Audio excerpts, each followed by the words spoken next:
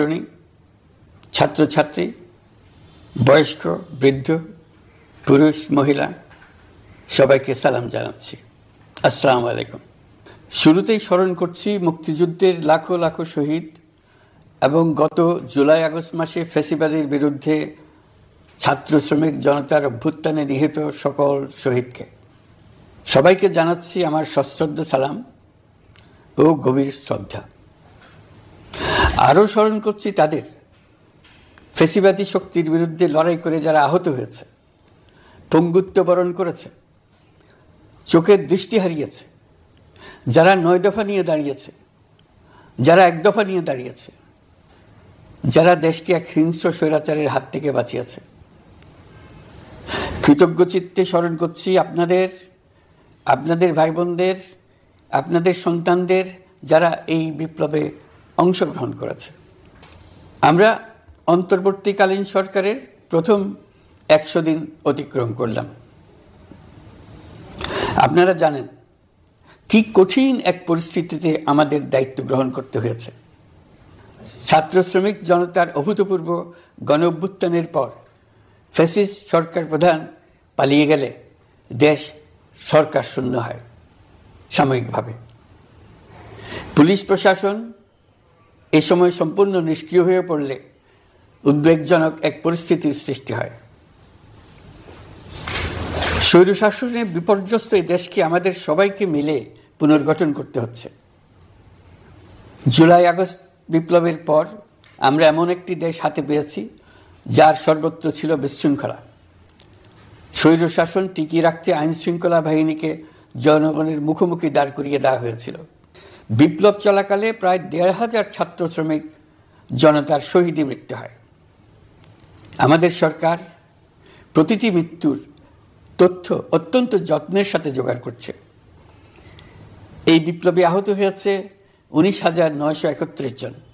আহতদের জন্য ঢাকার ১৩টি হাসপাতাল সহ বিভিন্ন বিশেষায়িত হাসপাতালে চিকিৎসার ব্যবস্থা করা হয়েছে।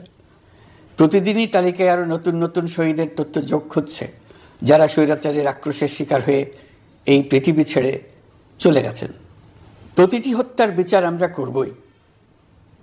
জুলাই আগস্ট হত্যাকাণ্ডের বিচারের যে উদ্যোগ আমরা নিয়েছি তার কাজও বেশ ভালোভাবে এগিয়ে যাচ্ছে।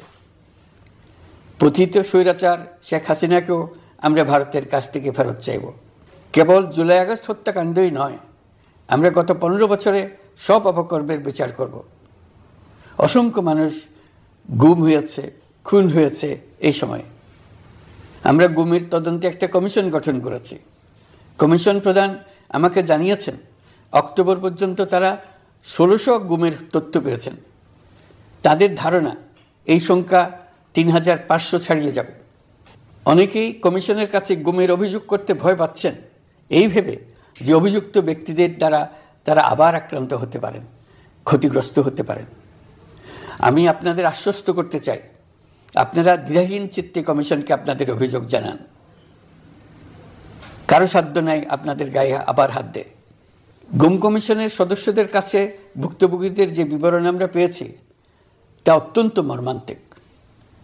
জুলাই আগস্টের বিপ্লবের পর ছাত্রছাত্রীরা শহর বন্দরের দেয়ালে দেয়ালে তাদের মনের কথা লিখেছে। তাদেরও আগে যারা গুমের শিকার হয়েছে প্রতিটি গোপন আস্তানার দেয়ালে দেয়ালে তারা লিখে গেছেন তাদের কষ্টের মর্মস্পর্শী বিবরণ। তাদের এইসব কষ্টের কথা শুনে আমাদের হৃদয় কেঁপে উঠেছে। এসবের সঙ্গে জড়িতদের আমরা বিচারের কাঠগড়ায় দাঁড় করাবই। অভিযুক্ত যত শক্তিশালী হোক, যে বাহিনীরই হোক, তাকে ছাড় দেওয়ার কোনো সুযোগ নেই। কেবল দেশে নয়, গুম, খুন ও জুলাই আগস্ট গণহত্যার সাথে জড়িতদের আমরা আন্তর্জাতিক আদালতেও বিচারের উদ্যোগ নিয়েছি। ইন্টারন্যাশনাল ক্রিমিনাল কোর্টের প্রধান কৌঁসুলি করিম খানের সঙ্গে আমার এই ব্যাপারে ইতিমধ্যে কথা হয়েছে। আইনশৃঙ্খলা রক্ষাকারী বাহিনীগুলোর কোনো সদস্য কিংবা অন্য কেউ যাতে হত্যা, গুমসহ এই ধরনের কোনো অপরাধে জড়িয়ে পড়তে না পারে, এই জন্য আমরা গুম বিরোধী আন্তর্জাতিক সনদে স্বাক্ষর করেছি। আপনারা দেখেছেন জাতিসংঘের আন্তর্জাতিক মানবাধিকার বিষয়ক হাই কমিশনার ফলকার তুর্ক সম্প্রতি বাংলাদেশ সফর করেছেন। জাতিসংঘ জুলাই আগস্ট হত্যাকাণ্ডের তদন্তে আমাদের সহযোগিতার হাত বাড়িয়ে দিয়েছেন। ডিসেম্বর প্রথম সপ্তাহে তারা আমাদেরকে তাদের রিপোর্ট হস্তান্তর করার প্রতিশ্রুতি দিয়েছে। অতীতের গুমের ঘটনাগুলো তদন্ত কাজেও আমরা নিয়মিত তাদের সঙ্গে যোগাযোগ রক্ষা করে চলেছি। মানবাধিকার রক্ষায় সহযোগিতা করতে ঢাকায় তারা তাদের জনবল বাড়ানোর প্রস্তাব দিয়েছে। আমরা এই প্রস্তাব গ্রহণ করেছি। প্রিয় দেশবাসী, আমি আগেও জানিয়েছি, আবারও জানাচ্ছি, গণ অভ্যুত্থানে সকল শহীদদের পরিবারকে পুনর্বাসন করা হবে, একজনও বাদ যাবে না। সকল আহত শিক্ষার্থী, শ্রমিক, জনতার চিকিৎসার সম্পূর্ণ ব্যয় সরকার বহন করবে। আহতদের দীর্ঘমেয়াদী এবং ব্যয়বহুল চিকিৎসা এবং শহীদদের পরিবারের দেখাশোনার জন্য স্বাস্থ্য মন্ত্রণালয়ের নেতৃত্বে একটি পূর্ণাঙ্গ তালিকা প্রস্তুত করা হয়েছে। প্রতিটি শহীদ পরিবারকে সরকারের পক্ষ থেকে 30 লক্ষ টাকা দেওয়া হচ্ছে। যারা বুলেটের আঘাতে তাদের দৃষ্টিশক্তি হারিয়েছেন, তাদের চিকিৎসার জন্য নেপাল থেকে কর্নিয়া আনার ব্যবস্থা করা হয়েছে এবং যাদের প্রয়োজন তাদেরকে সরকারের পক্ষ থেকে বিদেশে চিকিৎসার জন্য পাঠানো হচ্ছে। জুলাই অভ্যুত্থানের কোনো শহীদ এবং আহত ছাত্র, শ্রমিক চিকিৎসা সেবা এবং পুনর্বাসন পরিকল্পনা থেকে বাদ যাবে না। এটি অন্তর্বর্তীকালীন সরকারের অঙ্গীকার। এই গণ অভ্যুত্থানের শহীদের স্মৃতি ধরে রাখতে গঠিত জুলাই শহীদ স্মৃতি ফাউন্ডেশন বেশ পাকাপোক্তভাবে তাদের কাজ শুরু করেছে। এই ফাউন্ডেশনকে সরকার 100 কোটি টাকা অনুদান দিয়েছে। এছাড়াও জুলাই আগস্ট বিপ্লবে শহীদ পরিবারের পুনর্বাসন ও আহতদের সর্বোত্তম চিকিৎসা নিশ্চিত করার জন্য সমাজ কল্যাণ মন্ত্রণালয়ের পক্ষ থেকে $5 মিলিয়ন একটি বরাদ্দ প্রস্তাব অর্থনৈতিক সম্পর্ক বিভাগের মাধ্যমে বিশ্ব ব্যাংকে পাঠানো হয়েছে। পতিত স্বৈরাচার পুলিশকে দলীয় কর্মীর মতো ব্যবহার করেছে। বাধ্য হয়ে তাদের অনেকেই গণহত্যায় অংশ নিয়েছেন। খুবই স্বাভাবিক প্রতিক্রিয়া হিসেবে তারা জনরোষের শিকার হয়েছেন। এতে তাদের মনোবল অনেক কমে যায়।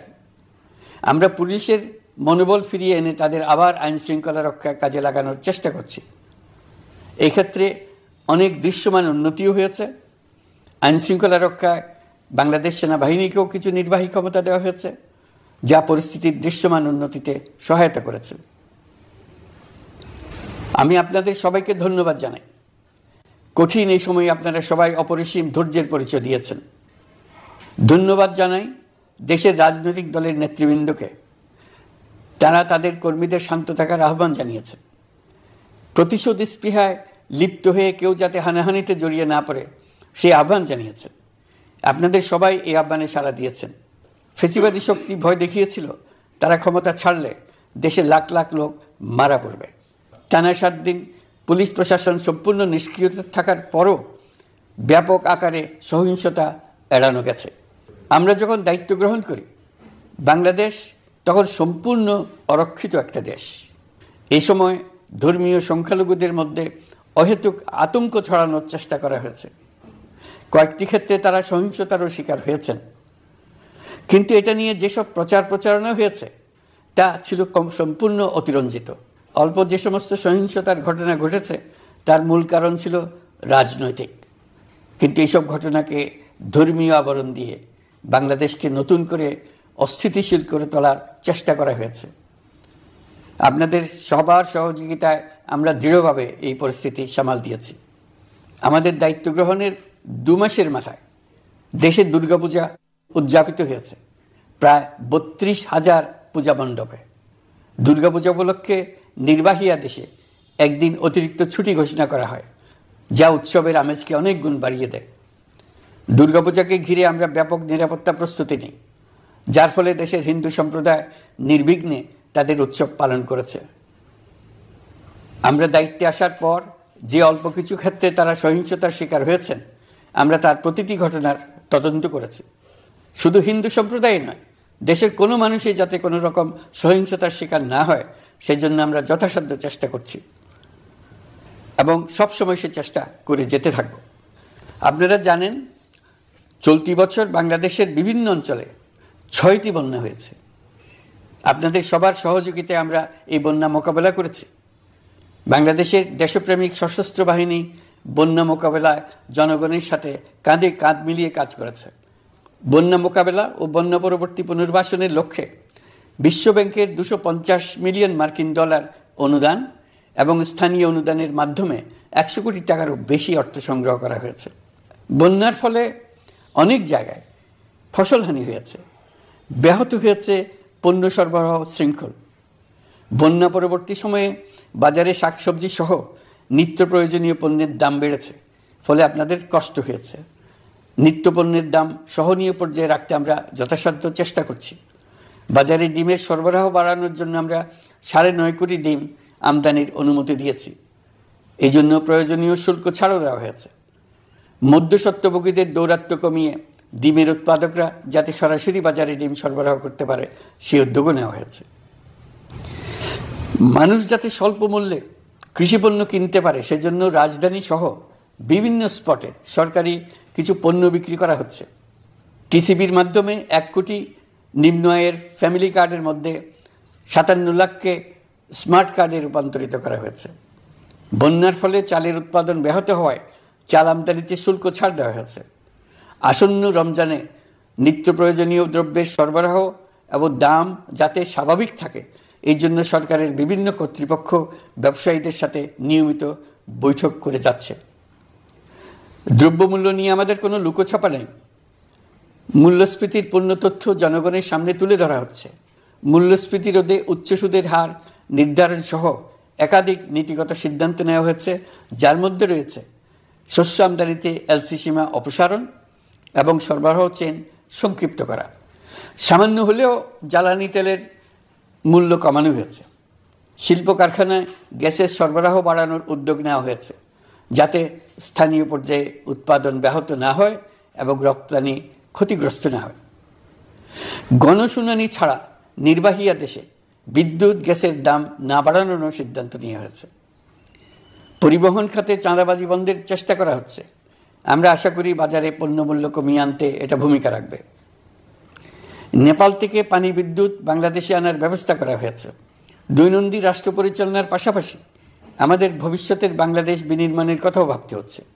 আপনারা সবাই জানেন আমাদের সবচেয়ে গুরুত্বপূর্ণ কাজ হচ্ছে একটি অবাধ সুষ্ঠু নির্বাচন আয়োজনের মধ্য দিয়ে নির্বাচিত সরকারের কাছে দায়িত্ব হস্তান্তর। আমরা রাজনৈতিক দলগুলোর সঙ্গে আমাদের নিয়মিত যোগাযোগ অব্যাহত রেখেছি। বিভিন্ন ইস্যুতে তাদের মতামত নিয়ে যাচ্ছি। সরকারের সিদ্ধান্ত গ্রহণে এসব মতামত অনেকাংশে প্রতিফলিত হচ্ছে। চলমান সংস্কার প্রক্রিয়ায় তাদের প্রতিটি মতামত সক্রিয়ভাবে বিবেচনায় নেওয়া হচ্ছে। আমরা আশা করছি নির্ধারিত সময়ে ডিসেম্বর-জানুয়ারির মধ্যেই সংস্কার কমিশনগুলো তাদের সুপারিশমালা সরকারের কাছে পেশ করতে পারবে। তাদের সুপারিশ নিয়ে আমরা রাজনৈতিক দলগুলোর সঙ্গে ক্রমাগতভাবে আলোচনায় বসব। সকলের ঐক্যমত্যের ভিত্তিতেই আমরা সংস্কার প্রস্তাব চূড়ান্ত করব। নির্বাচন কবে হবে এই প্রশ্ন আপনাদের সবার মনেই আছে, আমাদের মনেও সারাক্ষণ আছে। আপনারা লক্ষ্য করেছেন নির্বাচন আয়োজনের লক্ষ্যে আমরা প্রয়োজনীয় পদক্ষেপ নিতে শুরু করেছি। কয়েকদিনের মধ্যে নির্বাচন কমিশন গঠন হয়ে যাবে। তারপর থেকে নির্বাচন আয়োজন করার সমস্ত দায়িত্ব তাদের উপর বর্তাবে। নির্বাচন কমিশন ভোটার তালিকা হালনাগাদ সহ আরও কিছু কাজ শুরু করে দিতে পারবে, যা একটা অবাধ নির্বাচনের সাথে সরাসরি সম্পৃক্ত। প্রথমবারের মতো প্রবাসী বাংলাদেশিরা পোস্টাল ব্যালটের মাধ্যমে যাতে তাদের ভোটাধিকার প্রয়োগ করতে পারে সে লক্ষ্যেও সরকার কাজ করছে। তবে আমরা মনে করি না যে একটা নির্বাচন কমিশন গঠন করে দিলেই নির্বাচন আয়োজনে আমাদের দায়িত্ব শেষ। রাষ্ট্র ব্যবস্থায় সংস্কার আমাদের এই সরকারের অন্যতম অঙ্গীকার।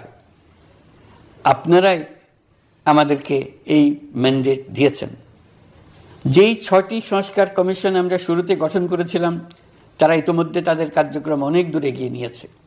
বিভিন্ন গণমাধ্যমে আপনারা তাদের কার্যক্রমের আপডেটও দেখছেন। কয়েকটি সংস্কার কমিশন ডিজিটাল প্ল্যাটফর্ম গঠন করেছে। আমার অনুরোধ আপনারা এই প্ল্যাটফর্মে উৎসাহ সহকারে আপনাদের মতামত জানাতে থাকুন। প্রথম 6টি সংস্কার কমিশনের মধ্যে একটি হলো নির্বাচন সংস্কার কমিশন। নির্বাচন অনুষ্ঠানের জন্য এই কমিশনের সুপারিশমালা অত্যন্ত জরুরি। তাদের প্ল্যাটফর্মে যান, আপনার মতামত খোলাখুলিভাবে তুলে ধরুন। আপনি দেশের মালিক, আপনি বলে দিন আপনি কি চান, কিভাবে চান। নির্বাচন নিয়ে আপনাদের সকল বক্তব্য বিনা দ্বিধায় বলতে থাকুন। আপনার মনের কথা তুলে ধরুন। আমার অনুরোধ সংস্কারের কথাটাও একই সঙ্গে বলুন। সংস্কারকে পাশ কাটিয়ে যাবেন না, নির্বাচনের কথা বলার সঙ্গে নির্বাচন ও অন্যান্য ক্ষেত্রে সংস্কারের কথা কি বলুন। সংস্কার হলো জাতির দীর্ঘমেয়াদী জীবনী শক্তি। সংস্কার জাতিকে, বিশেষ করে আমাদের তরুণ তরুণীদের নতুন পৃথিবী সৃষ্টির সুযোগ দেবে, জাতিকে বঞ্চিত করবেন না। নির্বাচন আয়োজনে যে সংস্কার কমিশনের সুপারিশমালায় রাজনৈতিক দলসমূহ এবং দেশের সকল মানুষের মতামত অপরিহার্য, সেই কমিশন হলো সংবিধান সংস্কার কমিশন। এই সুপারিশমালার যে অংশ সকলের কাছে গ্রহণযোগ্য হবে তার ভিত্তিতে নির্বাচনী আইন সংশোধন করতে হবে। সমান্তরালভাবে ভোটার তালিকাও হালনাগাদ করার প্রক্রিয়া চলতে থাকবে। আমি নিশ্চিত নই সংস্কার প্রস্তাবসমূহ বাস্তবায়নের সুযোগ আমরা কতটুকু পাব, তবে আমি আপনাদের কথা দিচ্ছি, আপনারা সুযোগ দিলে প্রয়োজনীয় কিছু অত্যাবশ্যকীয় সংস্কার কাজ শেষ করেই আমরা আপনাদের কাঙ্ক্ষিত নির্বাচন আয়োজন করব। ততদিন পর্যন্ত আমি আপনাদের ধৈর্য ধারণ করার অনুরোধ করব। আমরা চাইব আমরা যেন এমন একটি নির্বাচন ব্যবস্থা সৃষ্টি করতে পারি যা যুগ যুগ ধরে অনুসরণ করা যাবে। এর ফলে সাংবৎসরিক রাজনৈতিক সংকট থেকে আমাদের দেশ রক্ষা পাবে। এই জন্য প্রয়োজনীয় সময়টুকু আমি আপনাদের কাছ থেকে চেয়ে নিচ্ছি। নির্বাচনী সংস্কারের সিদ্ধান্ত হয়ে গেলে খুব দ্রুত আপনারা নির্বাচনের রোডম্যাপও পেয়ে যাবেন। অন্তর্বর্তী সরকার সৃষ্টি হয়েছে রাজনীতিকে নীতির কাঠামোয় আনার জন্য এবং রাজনীতির জন্য নতুন পরিবেশ সৃষ্টির নিবিড় আকাঙ্ক্ষা থেকে। এই আকাঙ্ক্ষা পূরণ করা থেকে জাতিকে বঞ্চিত করবেন না। নির্বাচনের ট্রেন যাত্রা শুরু করেছে, এটা আর থামবে না, কিন্তু যেতে যেতে আমাদের অনেকগুলো কাজ সেরে ফেলতে হবে। এই ট্রেন শেষ স্টেশনে কখন পৌঁছবে সেটা নির্ভর করবে কত তাড়াতাড়ি আমরা তার জন্য রেল লাইনগুলো বসিয়ে দিতে পারি, আর তা হবে রাজনৈতিক দলসমূহের ঐক্যমত্যের মাধ্যমে। ইতিমধ্যে অন্যান্য সংস্কার কমিশনের সুপারিশমালা নিয়ে আলাপ চলতে থাকবে। নির্বাচন ছাড়াও আরও গুরুত্বপূর্ণ সংস্কার করার ব্যাপারে ঐক্যমত গঠনের জন্য অতিরিক্ত সময় প্রয়োজন হতে পারে। দেশবাসীর কাছে, বিশেষ করে রাজনৈতিক দলগুলির কাছে আমরা ক্রমাগতভাবে প্রশ্ন তুলতে থাকব, কী কী সংস্কার নির্বাচনের আগে আপনারা করে নিতে চান। নির্বাচনের আয়োজন চলাকালীন কিছু সংস্কার হতে পারে। সংস্কারের জন্য নির্বাচনকে কয়েক মাস বিলম্বিতও করা যেতে পারে। আমরা দুদিন পরে চলে যাব, কিন্তু আমাদের মাধ্যমে জাতির জন্য যে ঐতিহাসিক সুযোগ সৃষ্টি হলো, সেই সুযোগটা যেন কোনো রকমই হাতছাড়া করে না দিই, এটার ব্যাপারে দৃঢ় থাকার জন্য আমি দলমত, নারী পুরুষ, ধর্ম, তরুণ, বৃদ্ধ, ছাত্র, ব্যবসায়ী, শ্রমিক, কৃষক নির্বিশেষে সবার কাছে আহ্বান জানাচ্ছি। আশা করি আপনারা আমার এই আবেদন গ্রহণ করবেন। দেশে সংগঠিত অন্যান্য অপরাধের বিচার প্রক্রিয়া ত্বরান্বিত করার জন্য দেশের বিভিন্ন জেলায় সহস্রাধিক প্রসিকিউটর নিয়োগ দেওয়া হয়েছে।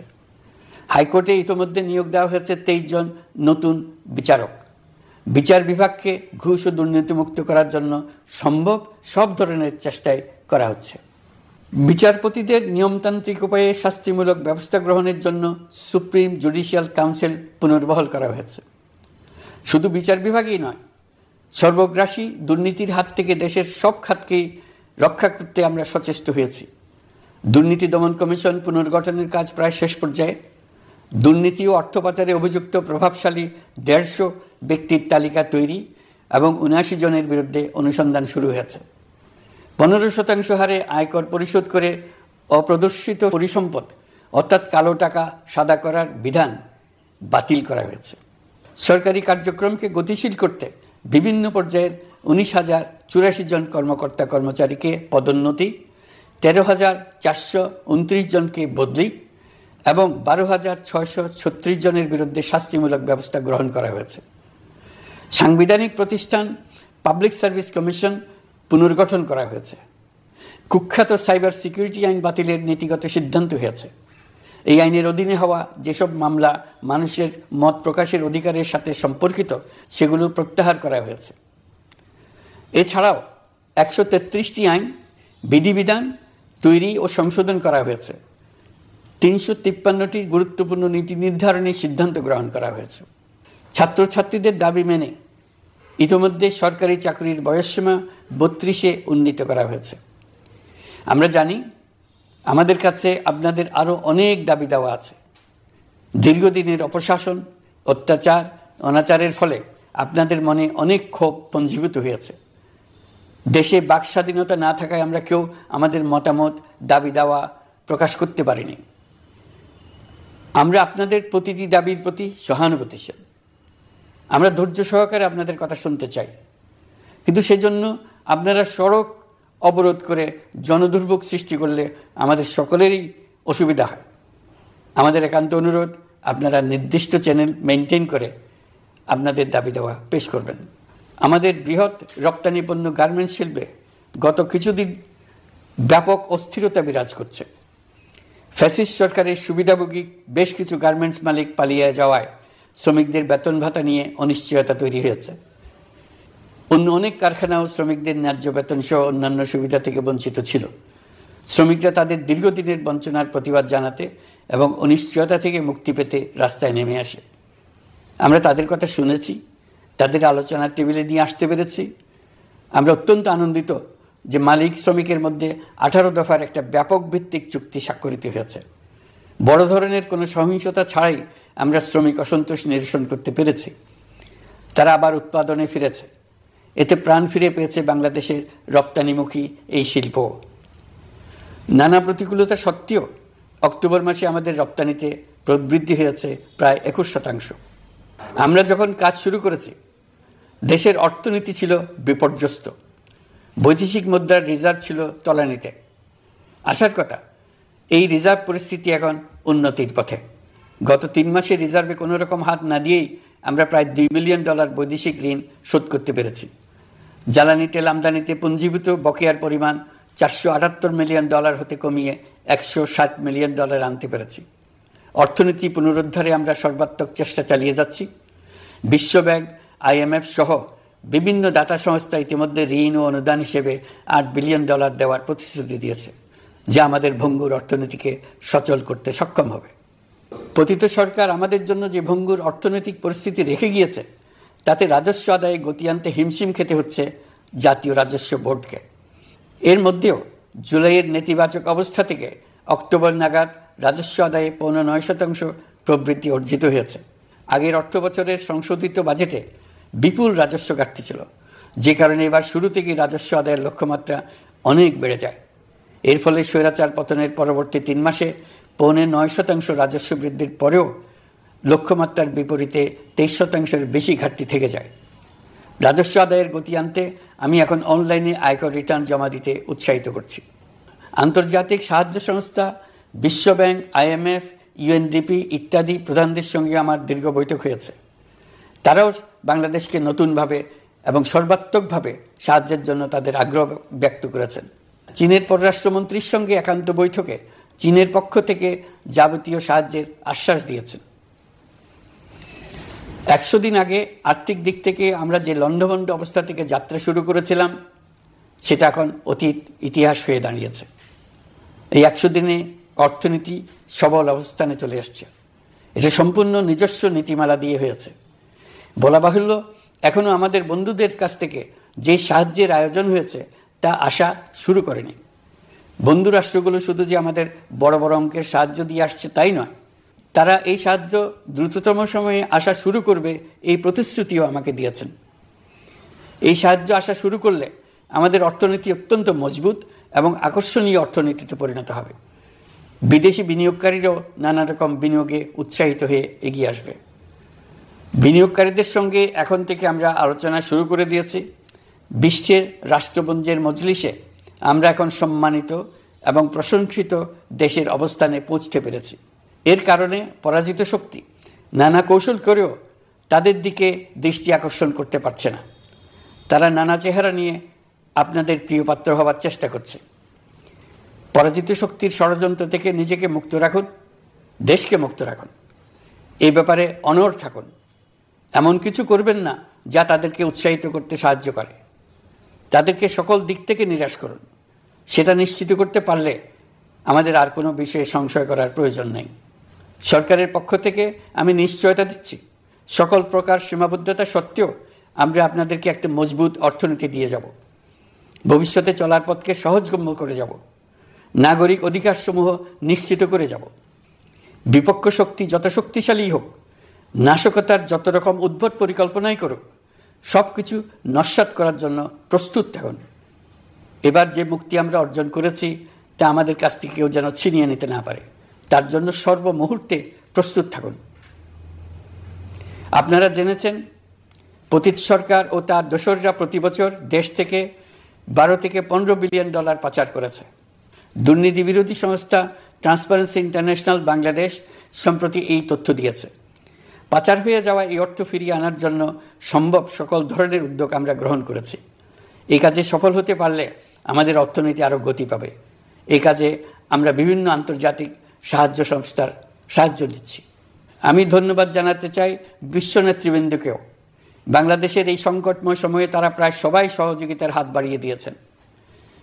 আমি যখন সেপ্টেম্বরে জাতিসংঘের সাধারণ পরিষদের অধিবেশনে যোগ দিই, সে সময় মার্কিন যুক্তরাষ্ট্র, European union, Canada, Italy, Holland, জাতিসংঘের মহাসচিব সহ বিশ্বের অনেক দেশের সরকার প্রধানের সঙ্গে আমার বৈঠক করার সুযোগ হয়। তারা স্বতঃস্ফূর্তভাবে আমাদের প্রতি সর্বাত্মক সহযোগিতা প্রদানের অঙ্গীকার ব্যক্ত করেছেন। নেপাল, মালদ্বীপ, পাকিস্তান সহ প্রতিবেশী বেশ কয়েকটি দেশের সরকার প্রধানের সঙ্গে আমার বৈঠক হয়েছে, যেখানে আমি সার্ককে পুনর্জীবিত করার কথা বলেছি। দেশে ফিরে আসার পর এসব দেশের রাষ্ট্রদূতগণ যারা ঢাকায় আছেন স্বতঃপ্রবৃত্ত হয়ে আমার সঙ্গে দেখা করে তাদের সরকার প্রধানদের অঙ্গীকার পুনর্ব্যক্ত করে গেছেন। তারা সম্পূর্ণ নতুনভাবে আমাদের জন্য সহায়তার নতুন ছক তৈরি করার কাজ শুরু করেছেন। যেসব রাষ্ট্রদূত দিল্লিতে অফিস করেন তারা দিল্লি থেকে এসে দেখা করে গেছেন। ইউরোপিয়ান ইউনিয়নের 20 দেশের 20 জন রাষ্ট্রদূত দিল্লিতে থাকেন, 7 দেশের 7 রাষ্ট্রদূত ঢাকায় আছেন। দিল্লি থেকে একসঙ্গে 20 জন রাষ্ট্রদূত সহ মোট 27 রাষ্ট্রদূত সমবেতভাবে আমার সঙ্গে বৈঠক করার জন্য আগামী কয়েকদিনের মধ্যে ঢাকায় আসছেন। আগে কখনো ইউরোপিয়ান ইউনিয়নের 27 জন রাষ্ট্রদূত একত্র হয়ে সরকারের সঙ্গে আলোচনায় বসেনি। দিল্লি থেকে এই বিশাল সংখ্যক রাষ্ট্রদূত একসঙ্গে বৈঠক করার জন্য কোনোদিন আসেনি। এবার এই কাজটি করার পেছনে আছে ইউরোপিয়ান ইউনিয়নের সমর্থন প্রকাশ করা এবং অর্থনৈতিক ক্ষেত্রে উচ্চ পর্যায়ের সহযোগিতা গড়ে তোলা।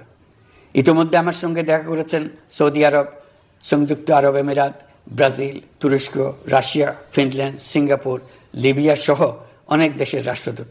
দ্বিপাক্ষিক নানা সহযোগিতা সহ বাণিজ্য বিনিয়োগ বৃদ্ধির আশ্বাস তারা দিয়েছেন। আমরা প্রবাসী বাংলাদেশিদেরও বেসরকারি খাতে বিনিয়োগ করার জন্য আহ্বান জানাচ্ছি।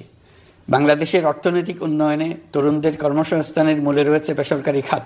আমাদের বিনিয়োগ বোর্ডের নির্বাহী চেয়ারম্যান 2 শতাধিক বেসরকারি প্রতিষ্ঠানের প্রধান নির্বাহী, উদ্যোক্তা ও বিনিয়োগকারীর সঙ্গে পৃথক পৃথকভাবে বৈঠক করেছেন।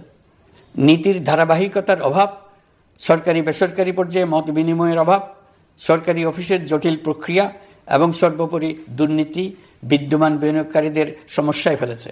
বিনিয়োগকারীদের উদ্বেগ নিরসনে আমরা অনেকগুলো কাজ করেছি। ইতিমধ্যে সত্যিকারের ওয়ান স্টপ সার্ভিস চালু হয়েছে। বিনিয়োগ সংক্রান্ত চ্যালেঞ্জ সমাধানে আন্তঃমন্ত্রণালয় কমিটি গঠন করা হয়েছে। বেসরকারি খাতের উপদেষ্টা কাউন্সিল ও ডিজিটালাইজেশনের মাধ্যমে সরকারি অফিসে না এসে প্রয়োজনীয় কর্মসম্পাদনের পদক্ষেপ নেওয়া হয়েছে। বিনিয়োগ উন্নয়ন সংস্থা আমাদের অগ্রগতির বিষয়ে সবাইকে মাসিক ভিত্তিতে আপডেট করে যাচ্ছে। আমরা প্রবাসীদের কল্যাণে কাজ করছি।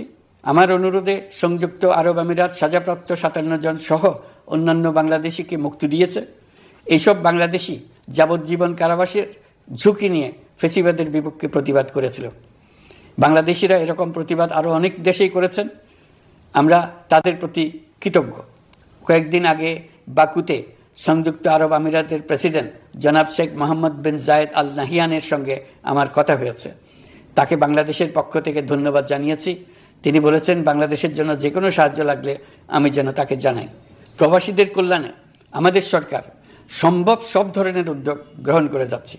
আপনারা জানেন মালয়েশিয়ার প্রধানমন্ত্রী আনোয়ার ইব্রাহিম সম্প্রতি বাংলাদেশ সফর করেছেন। 18,000 বাংলাদেশি যারা সব ধরনের আনুষ্ঠানিকতা মেনে চলার পরেও স্বৈরাচারী সরকারের অব্যবস্থাপনার জন্য মালয়েশিয়া যেতে পারেন নাই, তিনি তাদের জন্য মালয়েশিয়ার দ্বার আবার উন্মুক্ত করার আশ্বাস দিয়েছেন। এই লক্ষ্যে আমরা কাজও শুরু করেছি। আপনারা জেনে থাকবেন মালয়েশিয়া আগামী বছর দক্ষিণ পূর্ব এশিয়ার আঞ্চলিক সহযোগিতা সংস্থা আসিয়ানের চেয়ারম্যানের দায়িত্ব নিতে যাচ্ছে। আমরা ইতিমধ্যে আসিয়ানের সদস্য পদের জন্য আবেদন করেছি। মালয়েশিয়ার প্রধানমন্ত্রী আমাদের আবেদন সক্রিয়ভাবে বিবেচনার আশ্বাস দিয়েছেন। একই ধরনের আশ্বাস আমরা পেয়েছি ইন্দোনেশিয়া থেকেও। ইন্দোনেশিয়ার পক্ষ থেকে সে দেশে রাষ্ট্রীয় সফরে যাওয়ার জন্য আমাকে অনুরোধ করেছে।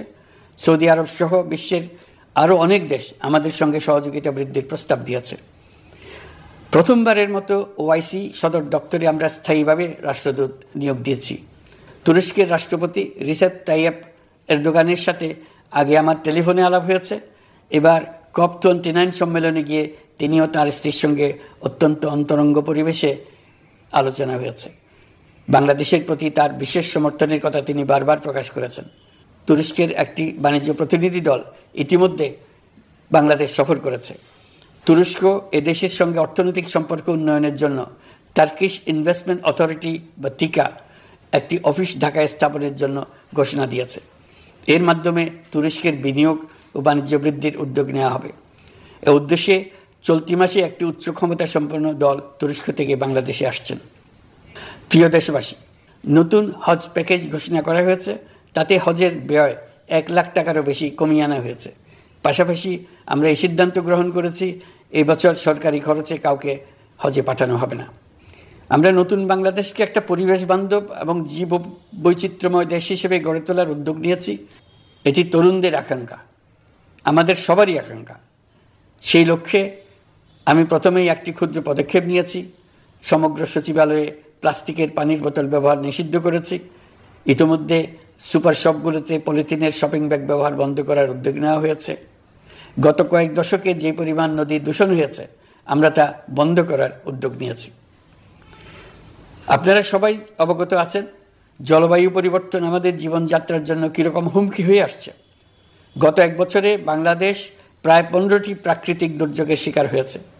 মানুষের সৃষ্ট নানাবিধ দুর্যোগের পাশাপাশি এসব প্রাকৃতিক দুর্যোগের বিপক্ষেও আমাদের লড়তে হচ্ছে। আজারবাইজানে জলবায়ু সম্মেলনে বিশ্ব নেতৃবৃন্দকে আমি আমার উদ্যোগের কথা জানিয়েছি। সেখানে জাতিসংঘের মহাসচিব, ইউরোপ, এশিয়া, আফ্রিকার অনেক সরকার প্রধানের সঙ্গে আমার দেখা হয়েছে। যতটুকু আলাপ আলোচনা সম্ভব হয়েছে, আমি সবার কাছে জলবায়ুর প্রতিকূল প্রভাব মোকাবেলা সহ গণতান্ত্রিক উত্তরণের পথে বাংলাদেশের অগ্রযাত্রায় সহযোগিতা চেয়েছি।